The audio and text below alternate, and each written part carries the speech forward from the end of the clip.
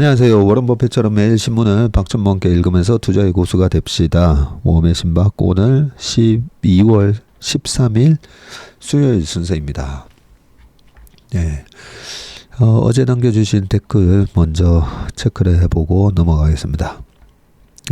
혼내, 진심과 다르게 겉으로는 굉장히 상냥하게 하는데 실질적으로는 불편해하면서도 괜찮습니다. 다이저브 데스 이런 식으로 그래서 혼내는 다를 수 있다. 근데 혼내의 반대말은 뭐지 했더니 여기다가 답글을 딱 달아주셨습니다. 혼내의 반대말은 따테마에입니다. 따테마에. 겉으로는 뭐한데 혼내는 뭐다 했대. 겉으로는 따테마에, 겉으로는, 그리고 혼내, 진심은 어떻다. 네, 고맙습니다. 따테마에 하나 배웠습니다. 자, 그리고 또 인트로, 참 인트로 음악이요. 이게 약간 저작권 문제가 있더라고요. 네, 그래서 저도 그 음악이 좋았었는데 약간 저작권 문제가 있어서 인트로 음악을 저작권이 없는 음악으로 바꿨습니다. 네, 그리고 참 또 좋은 질문을 누가 해주셨는데요.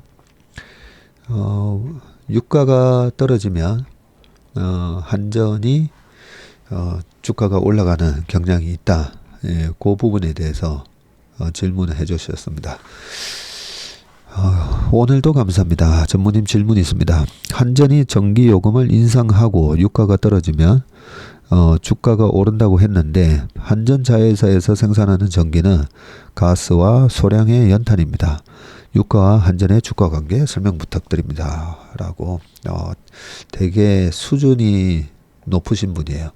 네, 그냥 한전 얘기를 유가와 관련해서 말씀을 드렸는데 이 정도 질문을 하실 수 있다는 것은 굉장히 한전의 그 발전에 대한 그 구성, 발전 믹스? 그러니까 어떻게 되어 있는지 제대로 알고 계시는 분이신 것 같습니다. 보통 우리가 한전의 전기 가격을 올려야 된다, 아니면 원자력 비중을 높여야 된다, 뭐 등등 해가지고 정치권에서도 그런 싸움이 많다 보니까 많은 분들이 이제 아시기도 한데 그 원전 발전의 비중이 대충 뭐 한 30% 전후라고 알고 있고요. 그리고 석탄 발전이 중국도 그렇고 석탄 발전 비중이 꽤 높은 걸로 알고 있습니다. 그래서 한전의 발전 자회사들도 거의 석탄 발전 비중이 제가 좀 전에 한번 찾아봤는데 거의 한 80% 전후로 석탄 발전 비중이 꽤 높습니다. 그래서 원전이 한 30, 석탄이 한 40, 나머지가 그러면 가스겠죠. 네, 가스가 있고 유가가 실제로는 기름 발전은 그렇게 크지 않은데 왜 기름 가격이 떨어지면 한전의 주가가 올라가느냐면 그 우리가 석탄이나 가스나 그리고 기름을 다 화석 연료라고 하잖아요. 그래서 이 화석 연료는 서로 간에 대체제적인 성격도 있고 보완제적인 성격도 있지 않습니까? 그런 부분이 있다 보니까 유가가 움직일 때 석탄 가격이나 거의 이 추세가 거의 똑같습니다. 거의 똑같다고 보시면 되고요. 석탄 혹시나 해서 제가 석탄 가격을 다시 한번 찾아봤었는데 석탄 가격이 바닥 쳤을 때가 2016년 초에 50불까지 갔을 때 요때도 유가 바닥하고 일치하고요. 이번에 코로나 때도 다시 50불까지 45불 뭐 이 정도까지 빠졌을 때도 보면 유가가 바닥 쳤을 때랑 거의 일치하긴 합니다. 그리고 유가가 올라갔을 때 이번에 유가가 우크라이나하고 러시아 전쟁이 2022년 2월 24일인가 뭐 터졌고 그죠? 유가가 그 다음 달에 3월 10일인가 130불인가 찍었었지 않습니까? 그죠? 그러면 이번에 석탄 가격이 고점을 쳤던 게 5월 달에 고점을 치고 그 다음에 한 번 더 고점 돌파하네요. 한 번 더 고점 돌파했던 게 9월 달이었네요. 9월로 이게 그 겨울로 가면 갈수록 난방에 대한 뭐 그런 얘기하면서 러시아로부터 그 가스 파이프를 통해서 러시아가 독일로 보내주던 그런 가스 파이프를 잠근다 뭐 이런 얘기가 나오면서 그때 22년 9월 달에 석탄 가격이 400톤당 거의 430불까지 갔었었네요. 그 430불 갔던 게 지금 146불까지 그렇게 떨어졌으니까 작년에 왜 그렇게 한전이 난리가 났었는지 이 석탄 가격이 평소에 50불에서 100불 요 사이에서 움직였었는데 400불이 넘어갔었으니까 엄청난 원가 상승이 있었고 이 부분을 그 전기 가격은 인상을 하지 않으면 엄청난 적자를 보는 건데 다른 나라 같은 경우에는 어느 정도 이제 민영화되어 있는 부분도 있다 보니까 원재료 가격이 오르면 전기 가격을 그냥 올려버렸잖아요. 그러면서 한 달에 전기 가격이 뭐 몇백만 원에서 몇천만 원 나왔다. 뭐 이런 기사들도 봤었는데, 예. 아무튼 결론은 석탄 원료의 가격이 거의 비슷하게 같이 움직이는데, 예, 원유 가격을 우리가 항상 이제 원유 가격을 늘 체크하니까요. 원유 가격을 보면서 지금 석탄이나 가스 가격을 같이 유추해 볼 수 있는데 전체적으로 원유 가격이 뚝 떨어지면 석탄 가격도 같이 뚝 떨어지고 가스 가격도 떨어지고 하면서 예, 전체적으로 한전의 발전에 있어서 거의 한 60-70%에 해당되는 이 화석연료로 인한 발전이 코스트가 줄어들기 때문이다라고 보시면 될 것 같습니다. 바로 여기 트레이딩 이코노믹스에 보면 요 상품, 원유, 브렌트, 천연가스 뭐 다 쭉 나와 있거든요. 그래서 요거 한번 차트를 보시면 되게 재밌습니다. 네, 한 10년치 차트도 있고요. 25년치 차트도 있는데 천연가스도 2016년 2월 달에 바닥치고 올라갔다가 또 코로나 때 바닥치고 천연가스 가격은 정말 너무 드라마틱하게 움직였습니다. 네, 한 1.5달러 하던 게 이번에 9.5달러까지 22년 8월 달에 고점 쳤었네. 그랬다가 다시 급락을 했다가 1.9달러까지 급락했다가 최근에 10월 달에 이 천연가스 가격이 3.74까지 올라갔다가 지금 2.2까지 그렇게 떨어져 있네. 네, 좋은 질문 해주셔서 감사합니다. 네, 질문만 봐도 이분은 고수구나라는 그런 느낌을 받았습니다. 자, 그러면요, 그 다음 기사로 바로 넘어가 보도록 하겠습니다. 오늘 수요일인데요.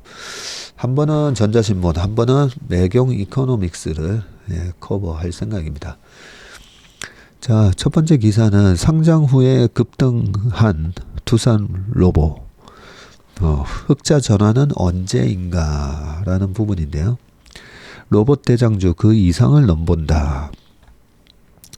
협동 로봇 제조업체 투산 로보틱스의 주가 상승세가 매섭다. 11월 한 달간 주가가 무려 150% 급등을 했는데 상장 첫날 51,400원에 거래를 마친 두산 로보틱스는 이후 3만원대까지 주가가 밀리며 고전하는 모습을 보였지만 11월 들어서 주가가 치솟으면서 순식간에 9만원 선을 돌파를 했고 상장 당시 2조 원 수준이던 시가총액도 6조 원대로 급증을 했네요.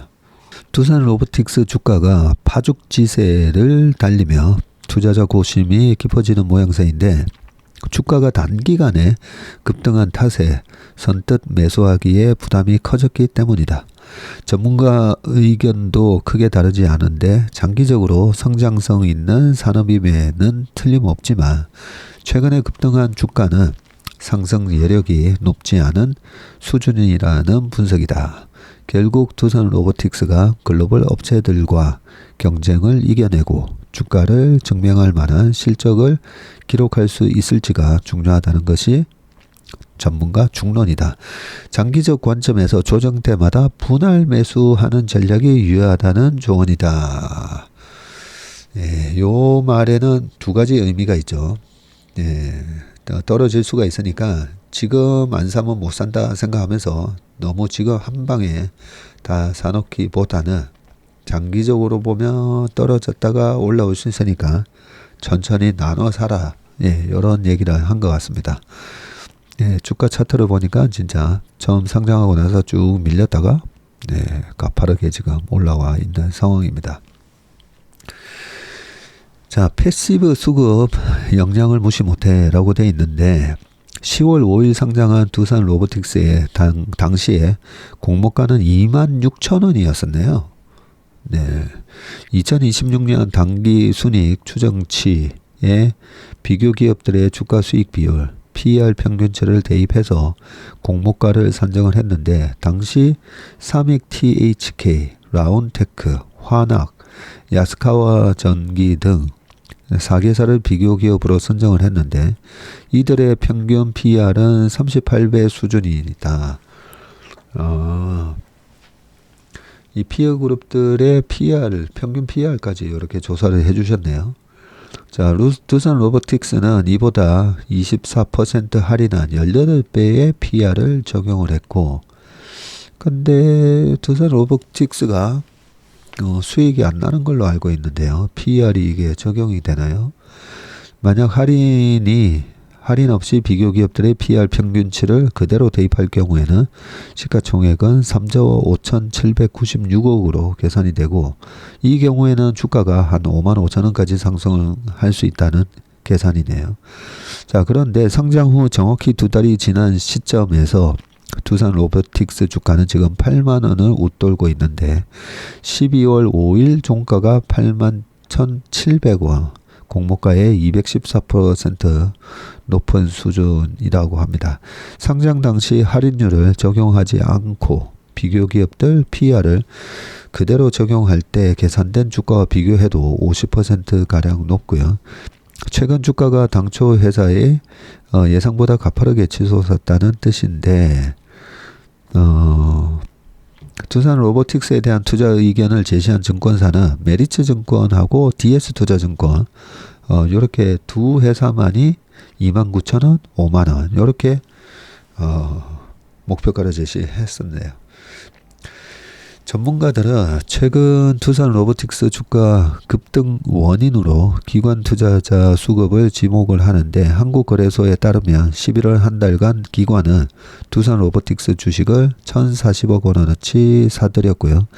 같은 기간 개인과 외국인이 각각 845억 원 그리고 269억 원씩 순매도한 것과 대비되는 흐름입니다. 이처럼 두산 로보틱스의 기관 수급이 몰린 이유가 패시브 자금이 흘러 들어왔기 때문이라는 것이 전문가 분석인데요. 지수를 추종하는 패시브 자금 특성상 코스피 지수 내 두산 로보틱스의 시가총액 비중이 커지면서 기관들의 기계적인 매수가 이루어졌다는 것이고 실제로 연기금은 11월 한 달간 두산 로보틱스 주식을 1,410억 원어치나 순매수한 것으로 집계가 됐네요. 이 기간 압도적인 연기금의 순매수 1위 종목이라고 합니다. 662억 원어치를 사들인 2위 카카오와 비교해도 2배 이상 격차가 난다. 그래요? 카카오를 이렇게 많이 샀나요? 한 금융투자업계 관계자는 두산 로보틱스의 연기금 등 기관 수급이 쏠리며 주가를 끌어올렸다. 운용사들도 벤치마크 지수가 계속해서 오르니까 어쩔 수 없이 매수할 수밖에 없었다는 분위기다. 이 정도 주가는 회사도 예상치 못했다는 반응이 나온다. 네, 회사도 예상을 못하죠. 옛날에 2007년도 그때 두산중공업이 주가가 아주 세게 올랐었습니다. 그때 당시에 인프라 사이클에 조선주 날아갈 때였었잖아요. 제 고등학교 모임을 그때 할 때마다 두산중공업 다니는 친구가 와서 도대체 우리 회사 주가 왜 이렇게 올라가냐. 네. 우리 사주 갖고 있던 거 저 밑에서 팔았더니 지금 그 이후로 뭐 3배, 5배 더 올랐다. 미치겠다. 막 그렇게 얘기했던 기억이 납니다. 그래서 주식은 주식이 왜 어렵냐면 그 회사 직원들만큼 회사에 대해서 잘 아는 사람도 없잖아요. 없는데 주식이 항상 내재 가치에 머물러 있지 않고 대중들의 탐욕과 공포에 의해서 그 내재 가치 그걸 갖다가 영어로는 이제 intrinsic value라고 하죠. 그 intrinsic value에 가만히 있지 않습니다. 그게 약간 유진 파마 교수의 이 회사 주가는 모든 지금 회사와 관련된 정보를 다 반영을 하고 있기 때문에 지금 이 주식을 나름대로 뭐 PER 분석하고 재무제표 분석하고 이것저것 분석해서 사봐야 초과 수익을 얻을 수 없다. 왜냐하면 주가에 다 반영됐으니까. 네, 요게 유진 파마 교수님의 얘기였었는데요. 조지 소로스가 그렇지 않다. 네, 주가는 이 인트린직 밸류 내재 가치 적정 주가에 머물러 있지 않다는 거죠. 네, 그게 여러 가지 그런 개인의 감정에 의한 대중들의 감정에 의한 그런 수급의 쏠림 현상 때문에 바꿔질 수 있고 저는 그 두 분의 말씀을 다 맞다라고 생각을 해서 좀 활용을 하는 편인데요. 예를 들면 지금 어느 지역에 청량리 옆에 무슨 아파트의 가격이 9억 한다.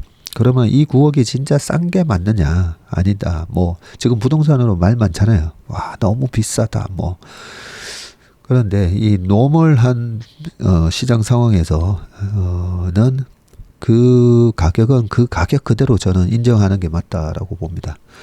맞는데 금리가 너무 낮다든지 금리가 너무 높다든지 아니면 전쟁이 아주 많은 사람들을 두렵게 하는 뭐 전쟁에 대한 공포라든지 그런 걸로 인해 가지고 집값이든 주가가 움직이면 그거는 분명히 이 많은 투자자들의 시장 참여자들의 센티멘트에 의해서 이 내재 가치 플러스 알파 마이너스 알파가 있다는 거죠.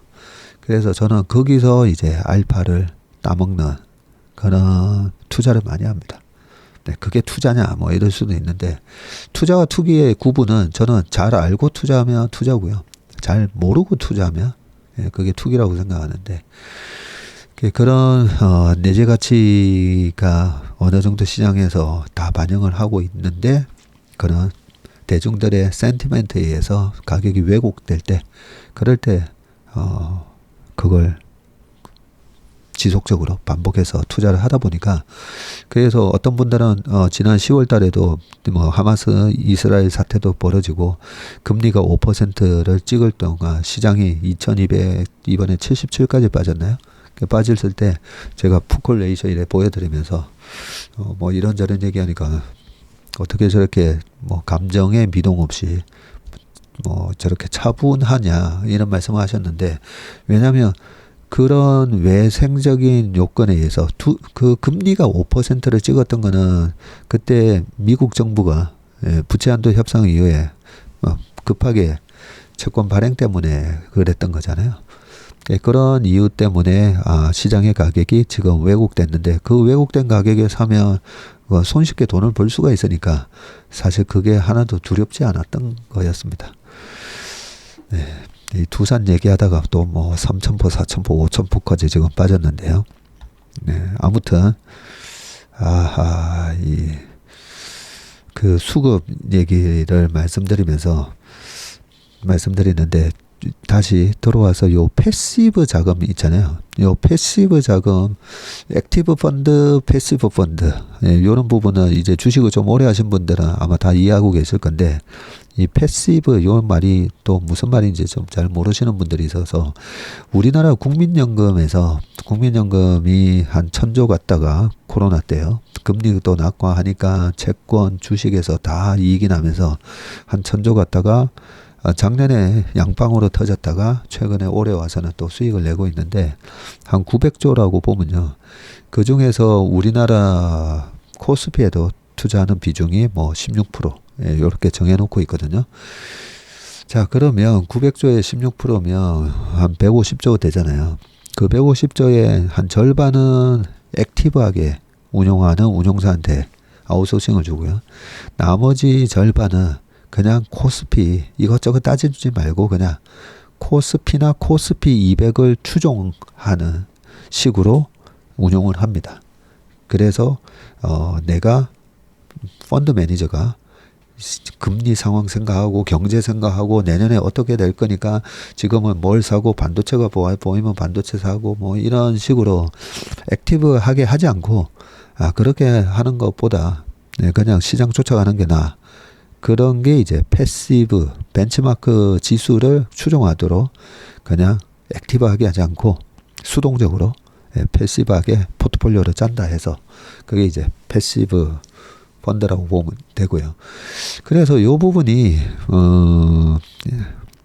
우리가 투자를 할 때 좀 이용을 할 수 있는 부분인데, 코스피에 상장을 했을 때 코스피를 추종하라고 하는 기관도 있고요. 코스피 200을 추종하라고 이렇게 벤치마크를 정해줄 때도 있습니다.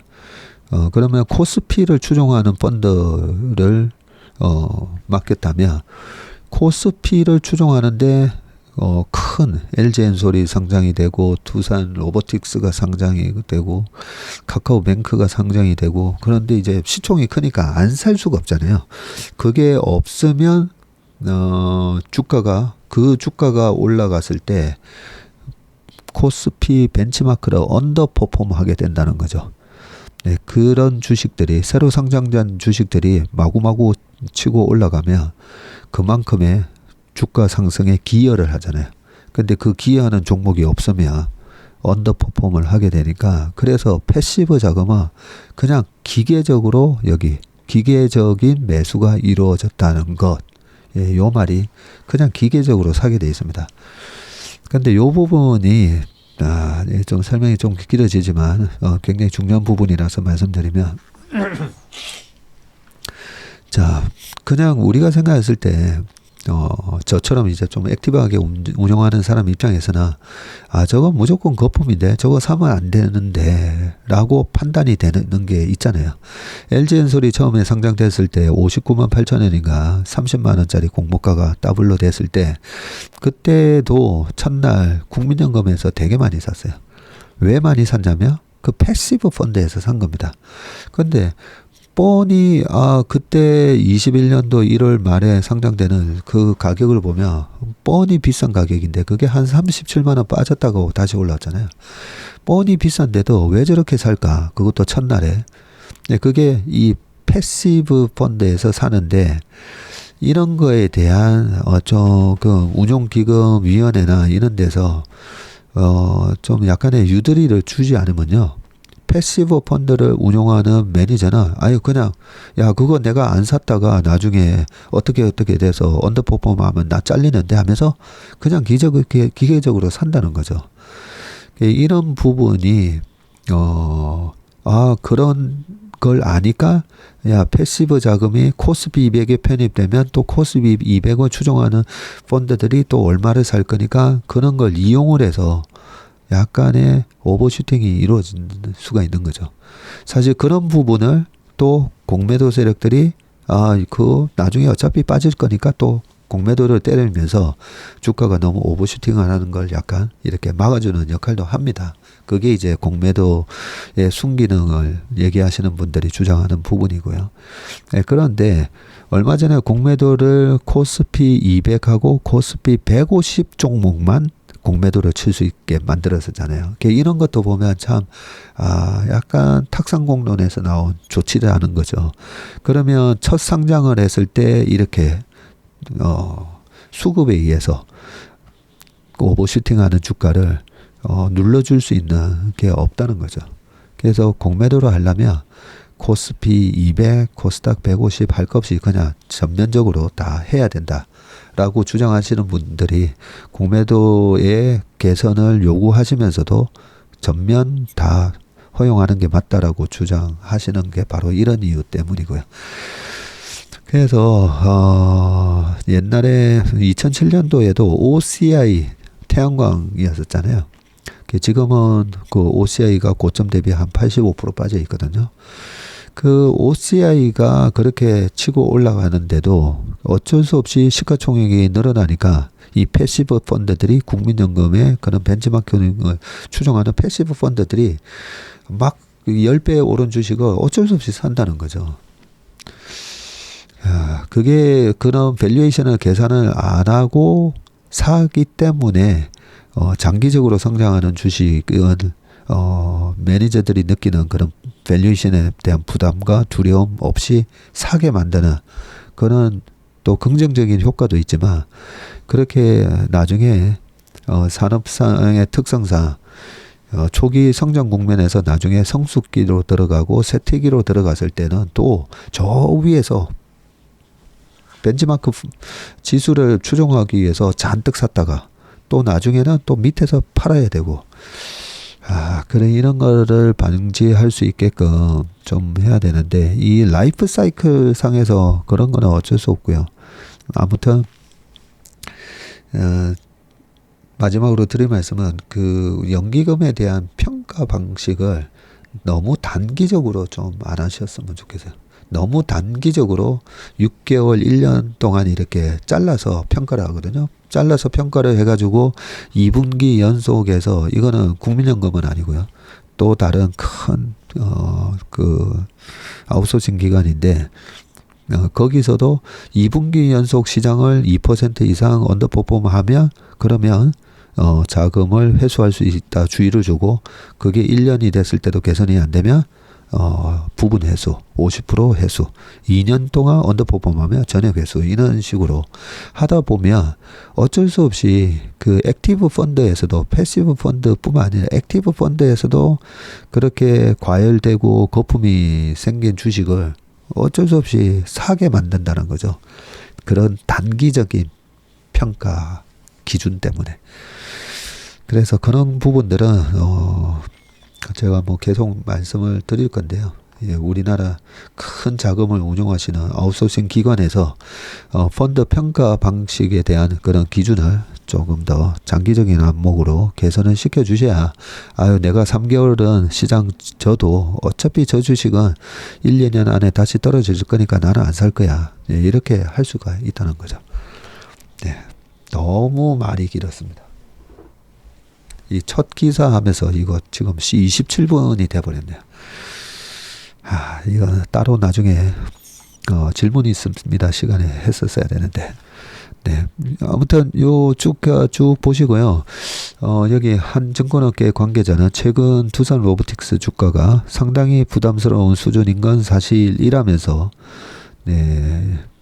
PR 38배 얘기도 했고 현주가 기준 주가 매출액 비율 PSR도 82배로 상장 당시 27배보다 3배 가까이 치솟았다는 점도 염두에 둬야 된다. PSR이 82배예요. 그러면 매출의 시가총액이 지금 매출의 80배가 넘는다는 말인데 상장 당시에는 27배나 됐군요. 자, 그 다음에 밑에 쭉 보면요. 이 회사가 상장 전에 제출한 증권 신고서에 따르면 2024년 영업이익 37억 원을 기록해서 올해 흑자 전환할 것이라고 내다보고 있네요. 이후 2025년도에 544억 그리고 26년에 956억 원으로 매년 큰 폭의 이익 성장이 있을 거다라는 부분이군요. 네. 한편에서는 2024년부터 이익이 발생하기 이르다라는 분석도 나옵니다. DS투자증권에서는 24년에 40억 원의 적자 기록이고요. 25년에 480억 영업이익을 내면서 흑자 전환한다라고 돼 있네요. 26년에 흑자 규모가 980억 이렇게 될 거다라는 부분도 있네요. 흑자 전환 예상 시점이 지연되는 가장 큰 이유가 미국과 유럽 지역에서의 실적이 당초 기대에 못 미치기 때문이다라고 하고요.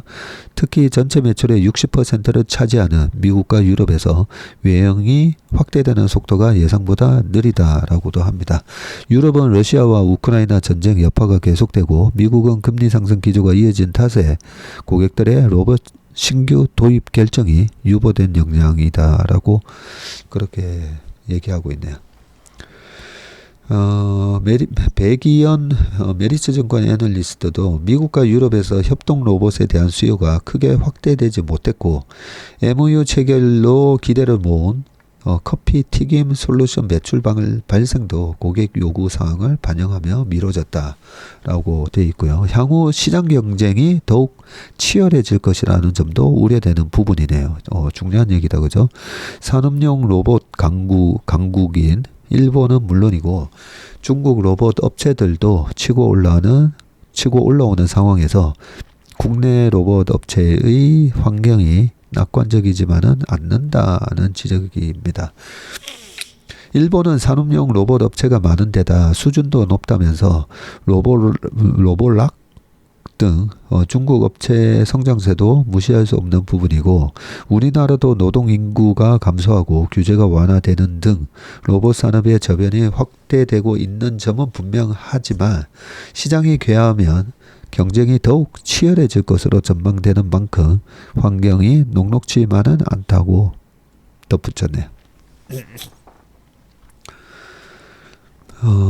전문가들은 두산 로보틱스가 시장 전망과 유사하게 성장이 가시화되는지를 확인하는 것이 우선이라고 조언하면서 최근 주가가 25년에서 26년의 실적을 이미 반영하고 있는 수준인 만큼 장기적인 관점에서 분할 매수하는 전략이 유효하다라고 그렇게 얘기를 했네요. 26년에서 27년 영업이익 전망치가 1100억에서 2100억 요 정도로 예상을 하다 보니까 이에 비교기업 PER 38배를 적용을 하면 26년, 27년 기준입니다. 그러면 시가총액이 4조 4천억에서 2천억 나온다고 하면 8천억 요 사이에서 움직일 수가 있는데 8조 예. 근데 아까 지금 시점에 8조라고 안 그랬나요? 예. 그러니까 실적이 상당히 많이 선반영이 됐다, 그죠? 네.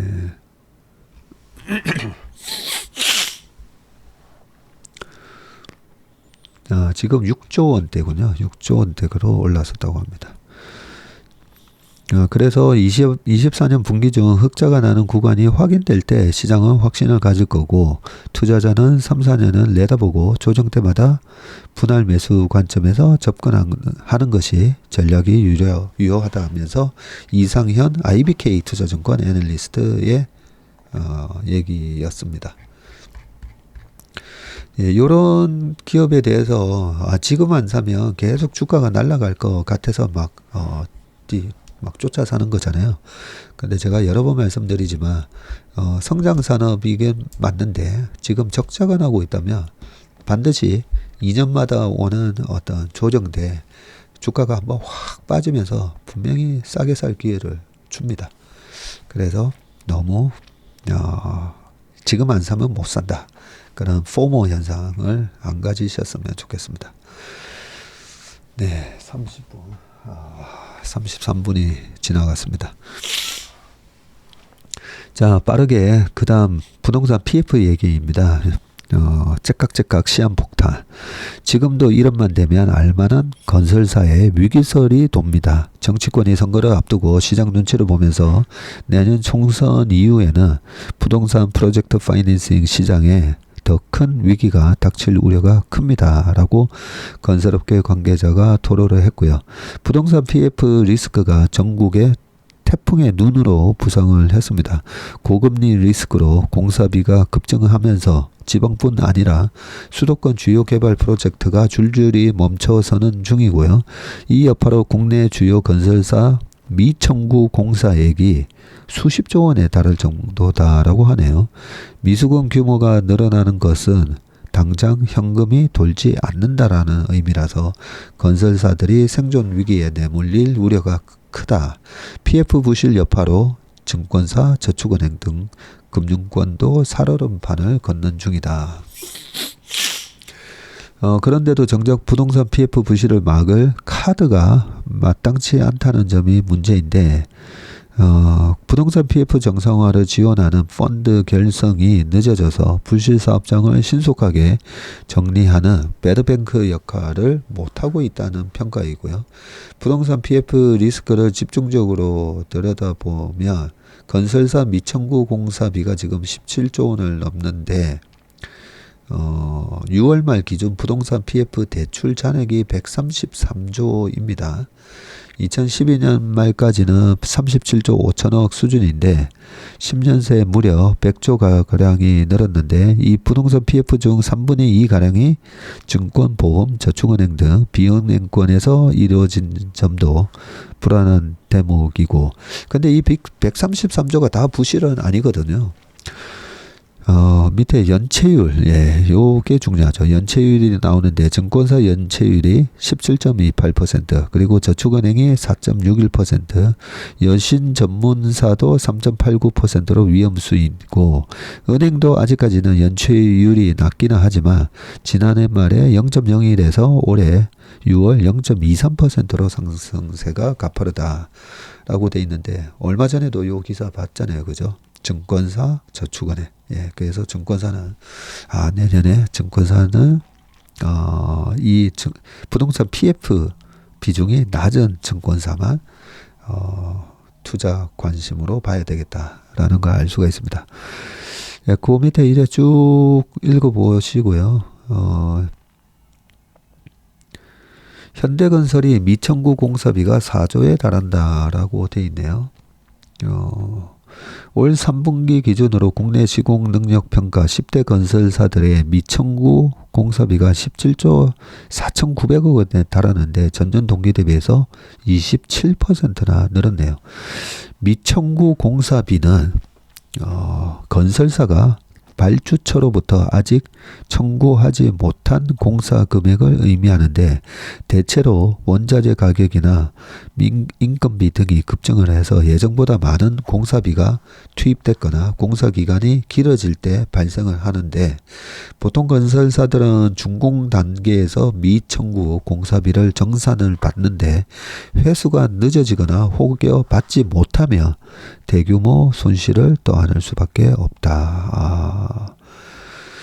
그렇군요. 건설사별로 현대건설의 미청구 공사비가 한 4조 가장 많고 삼성물산 건설 부문이 2조 3천억, 포스코 ENC가 1조 8천억 이렇게 뒤를 잇고 있다고 합니다. 전체 매출 대비 미청구 공사비가 차지하는 비중은 HDC 현대산업개발이 43%로 가장 높네요. 현대건설도 35%나 되고요.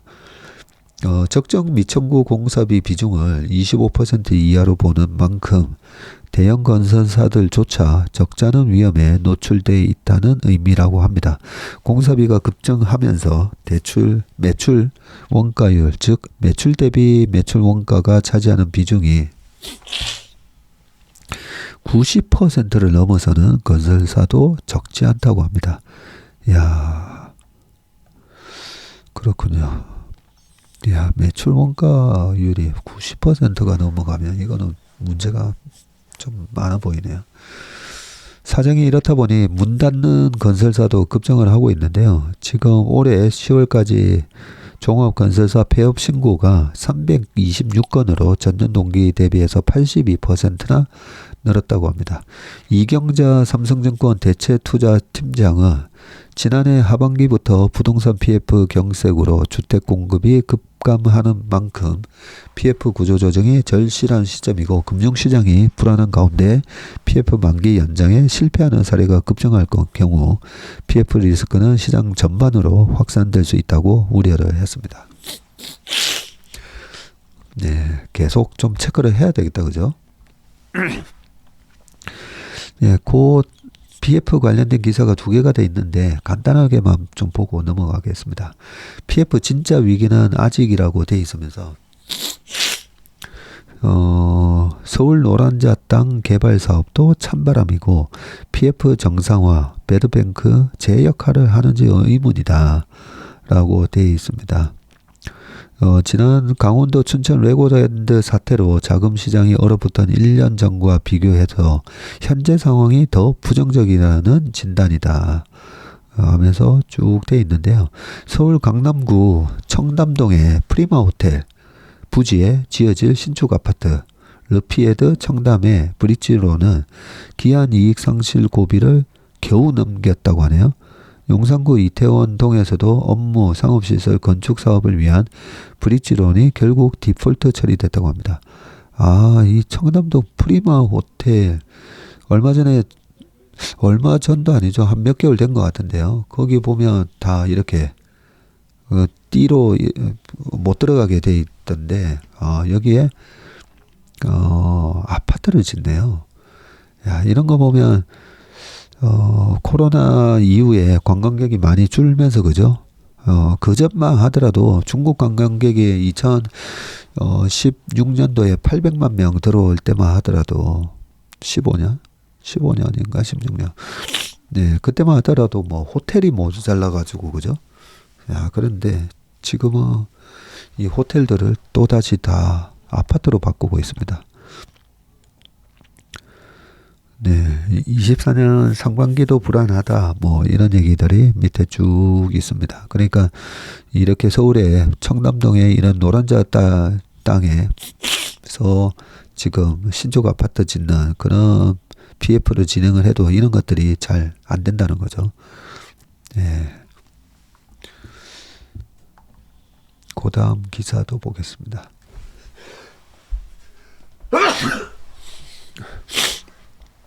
ELS에 이어서 해외 부동산도 불안전 판매 논란, 성난 투자 민심 들끓자, 금융당국도 촉각이라고 하면서 미래에셋 증권이 뼈아프게 손절했던 미래에셋 맵스 미국 부동산 투자신탁 펀드가 불안전 판매 논란으로 비화할 조짐인데 시장에서는 향후 1, 2년간 만기가 몰린 해외 부동산 펀드에서 투자자 금융사 간 분쟁이 잦아질 것으로 보고 있습니다. 요 미래에셋 펀드 관련된 게 요 밑에 나옵니다. 이 펀드의 기초자산은 미국 댈러스 오피스 빌딩, 스테이트팜 빌딩이었군요. 미래에셋은 당시 매입가 가운데 3천억 원 정도를 개인을 대상으로 한 맵스 9-2호로 조달을 했네요. 이게 기관 투자가의 자금으로 한 게 아니라 처음에는 3천억 정도를 개인 대상으로 하는 맵스 9-2 펀드를 팔아서 조달을 했었군요. 설정 당시에 9,786억 원을 투자해서 5억 8천만 달러에 매각하기로 했는데요. 당시에 8억 4,362만 달러로 투자를 해서 최근에 5억 8천만 달러 손해보고 팔았다, 그죠? 달러 기준으로는 약 30%, 원화 기준으로는 20% 손실을 봤네요. 그나마 달러가 강세라서 아마 그렇게 생각한 것 같습니다. 여기서 지금 달러가 강할 때 그나마 팔면 원화로 환전하면 20% 손실인데 계속 갖고 있다가 건물 가격도 계속 떨어지고 원달러 환율도 떨어지면 손실이 커지니까 아마 이렇게 한 것 같습니다. 펀드 투자자 증언과 전원을 종합하면 한 투자자는 일가족 4명이 70억 가량을 투자했다가 37억 원 정도를 손실을 봤다. 와, 가족 4분이 70억을 이 펀드에 투자했다고 합니다. 엄청난 자산가시네요. 또 다른 80대 투자자는 지난해 펀드 만기가 임박한 상황에서 미래세 PB로부터 맵스 9-1을 추천받고 가입을 했다가 배당금도 한 푼 못 받고 손실을 본 것으로 알려졌는데, 투자 자산인 댈러스 시티라인 오피스는 미국 1위 손해보험사 스테이트팜이 100% 장기 임대차 계약을 맺어서 공실률이 거의 없었는데, 그럼에도 미래에셋 측이 우량 물건을 서둘러 매각한 것은 고금리가 장기화할 것이라는 우려 때문인 것으로 분석된다. 아, 그래요? 결국 미래에셋은 스스로 수십억 원을 챙긴 반면에 개인 투자자만 손실을 봤다는 비난을 피하기 힘들게 됐다. 예, 보통 이런 펀드를 하게 되면 이 펀드 판매를 하면서, 그죠? 아까 9천억이라고 했나요? 예, 거의 1조였는데, 예, 이렇게 개인한테 판 거는 3천억이고, 예, 여기서 여러 가지 딜 관련해서 수수료를 챙기게 되죠. 펀드 판매하면서 펀드 판매 수수료도 챙기고, 만약에 9천억짜리 펀드, 아까 9천억짜리 펀드면 9천억에서 1%만 받아도 90억이다, 그죠? 네, 90억인데 이 매년 또 펀드 운용사가 미래에셋 자산운용 맵스 미래에셋 자산운용에서 운용하니까 이 운용사는 또 매년 운용 보수를 또 받게 되죠. 네. 투자자들은 미래에셋이 금리 급등을 이유로 투자 자산을 서둘러 매각했음에도 정작 투자자들에게는 금리 전망에 대한 고지가 적확하게 이루어지지 않았다는 대목을 문제 삼고 있다고 합니다. 미래에셋 측은 2016년 8월 펀드 모집 당시 발행한 투자 설명서는 물론 올 9월 투자 설명서에도 7년 만기 기준 3.75% 고정 이내에서 협의될 것으로 예상됨이라고 동일한 내용이 기재된 것으로 알려졌었네요. 미래에셋 측은 공모펀드 설정 3개월 후 시장에서 수익증권 형태로 매매가 가능했던 만큼 PB 권유로 산 것인지 개인이 직접 MTS 등으로 매수한 것인지 일일이 확인이 어렵다면서 지금까지 받은 배당금 등을 합하면 투자자 모두가 원금 손실을 본 것도 결코 아니다라고 뭐 그렇게 얘기했네요. 네. 그 다음 기사로 넘어가 보겠습니다. 바텍 미국 유럽 의사 열광 치과용 CT 세계 1위라고 되어 있는데요. 영업이익 강소기업에 대한 소개네요. 47분이네요. 치과에 가서 상태가 안 좋으면 의뢰에 엑스레이 촬영을 하는데, 엑스레이 촬영을 한 후 의사는 치아 상태를 가감없이 파노라마처럼 쫙 펼쳐서 보여주죠. 예, 그간 얼마나 관리를 소홀했는지 볼 수가 있는데, 교정 치료를 해야 되면 CT도 찍어야 되고, 살짝 의료기기에 관심이 있는 이라면 전 세계 치과 어디에서나 대부분 같은 회사 제품을 쓴다는 걸 알 수가 있는데, 치과용 CT 전 세계 1위 기업이 바텍이네요. 그렇군요. 바텍이 고금리 경기 침체 여파로 올해 3분기 매출은 전년 동기 대비해서 11.5, 영업이익은 13.2% 줄었는데 그럼에도 불구하고 영업이익률이 19.3%에 달했다라고 합니다. 3분기 매출이 876억, 영업이익은 169억, 중소기업 히든 챔피언 지위를 굳건하게 유지하고 있는 셈이다라고 되어 있네요. 네, 항상 우리가 이 회사가 진짜 그 분야의 독보적인 이런 존재인지는 영업이익률을 보면 알 수가 있는데, 영업이익률이 그래도 19% 거의 20%나 되는 회사네요. 그 밑에 내용 쭉 나와 있으니까요. 한번 읽어보시고요. 마지막 요 부분도 참 한번 읽어보셨으면 하는데요. 김성걸 주간국장님의 칼럼 90세 CEO 요 부분인데, 올해 옥토 제너레이션 80대를 가리키는 게 이제 옥토가 8이니까 거죠. 그리고 내년 대선에는 바이든이나 트럼프가 당선이 되면 80대 대통령을 보게 되는 거고, 그 다음에 최근에 그 태영건설에 윤세영 회장님이 컴백을 해서 화제가 됐는데, 이 윤세영 회장님이 1933년생이시네요. 예, 33년생이시니까 벌써 90세시다, 그죠? 예, 90세 CEO가 이제 다시 컴백을 했다고 해서 화제라고 하는데, 방금 이제 80대 대통령, 이 옥토 제너레이션인데, 윤 회장은 이보다 한 단계 더 나가 노나 제너레이션. 네, 90대이다. 90대 경쟁자들은 아직 흔치 않지만 한두 명씩 나오고 있고, 오마의 현인 워런 버핏, 1930년생이시고, 그죠? 그리고 헤지펀드의 대가 조지 소로스도 동갑입니다. 예, 워런 버핏이 아마 8월생이시고, 조지 소로스가 기억이 안 나네요. 조지 소로스가 워런 버핏보다는 생월이 뒤였던 걸로 기억하는데, 그리고 국내에 이기려 가천대 총장님도 1932년생이십니다. 예, 되게 젊게 보이시죠? 예, 90대이십니다. 그래서 이대로 가면 몇 년 뒤에는 센테네이션,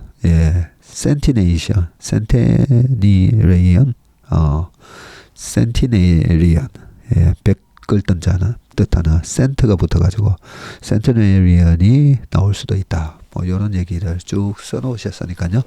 한번 읽어보시길 바라겠습니다. 예, 오늘 웜의 심박수술은 여기서 마치도록 하겠습니다. 오늘 하루도 건강하고 행복한 하루 되시길 바라겠습니다. 고맙습니다.